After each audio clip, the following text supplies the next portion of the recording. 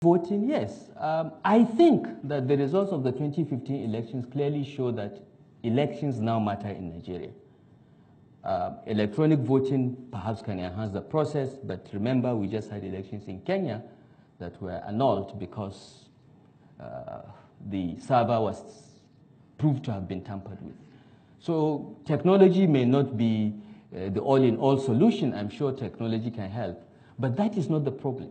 Elections do matter in Nigeria. Even the semi-analog elections we had in 2015 were credible. The problem is those that we elect. Elections are like a beauty contest. The prettiest woman or the prettiest girl is not usually Miss World because she is probably in somebody's house as a wife. It is those that offer themselves that form the population that you choose from. So yes, she's Miss England or Miss Nigeria will probably be a very beautiful woman, but she's not the most beautiful woman in England or Nigeria. She's just perhaps the most beautiful woman out of the 20 that put themselves forward. So unless you improve the quality of those that put themselves forward, whether elections matter or not, will not result to better outcomes. This is my point. This is my appeal to Nigerians, particularly those in diaspora, to get off criticizing online and come back and be engaged in the political process. Your criticisms count for nothing. It is actual involvement, getting your hands dirty at shaping how political parties select candidates that will make Nigeria better. Not just the election itself. The election is just one. And we are past that stage. I think Jega's reforms have already ensured that elections in Nigeria are likely to continue to be free, fair, and credible. We can put more technology into it, but the key issue is who do we vote for? And what is the quality of the persons that we can vote for? I think that's where we need to focus our attention. How to make youth to be engaged? We try to get the youth engaged. But what we find is that youths come into the political process with a sense of entitlement. Nobody gives you power. You have to get involved and fight and negotiate for it. If youth think that old guys will just hand over power to them because they are young, they're making a mistake. That it has not happened anywhere in the world. It will not happen.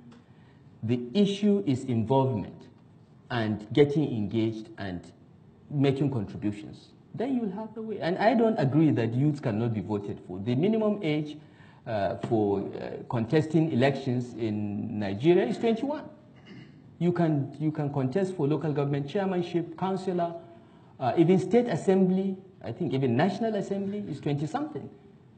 President is 30, I think, or 40. I think it's 30.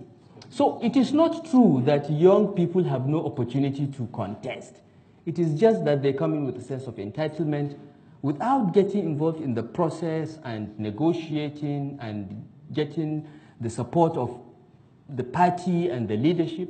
You will not go anywhere. You can continue shouting that you're young, but hey, we are young too at one time. Social activists that, young people think they don't have a chance. You see, this is a chicken and egg situation. So long as young people believe they don't have a chance and stay away, they will never be there.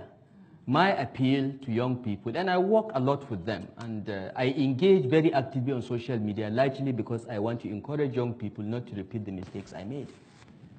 Because until the age of 45, I did not believe in politics or joining political parties or engaging in politics.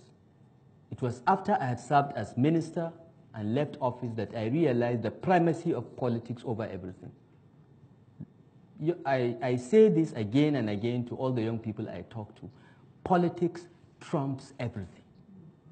You can go and do your NGO, be social activists and so on. You will never change the world unless you are Bill Gates with tons of money. All right? The way to change your environment is to participate in the political process. And you cannot do so without getting your hands dirty. You'll be disappointed. You'll be frustrated. But it is your country, it is your future. I am 57 years old. Maybe I have 2 more decades to live. Maybe 3 if I live very long. My family, doesn't last long. Okay? But those of you that are in your 20s and 30s, in an age when medical technology is improving every day, some of you may live to be 100. You have 70 years of your life ahead of you. If you don't get involved now to change the future and shape it, will leave behind to you a nation that you don't like. The best example is here in the UK, Brexit. If the young people had come out in the numbers that they needed to vote for their future, maybe the Brexit outcome would have been different. And this is a warning to young people across the world, particularly in Nigeria. You are 80% of the population. Since the moment, get involved. It won't be easy. It will not be easy, but you don't have a choice. And you can be social activists, you can do all this, but at the end of the day, you must get involved in the political process at one level or another if you want to change and shape your future. There is no alternative. The platforms exist. There are no barriers to joining. The platforms exist, but they need to come in without any sense of entitlement and be ready to serve and work hard and be frustrated. But in the end, they will prevail because they have the numbers, they have the brains, they have the access to the technology. Many of us cannot switch on a PC. We are on our way out, but you have to come in to push us out, and you must.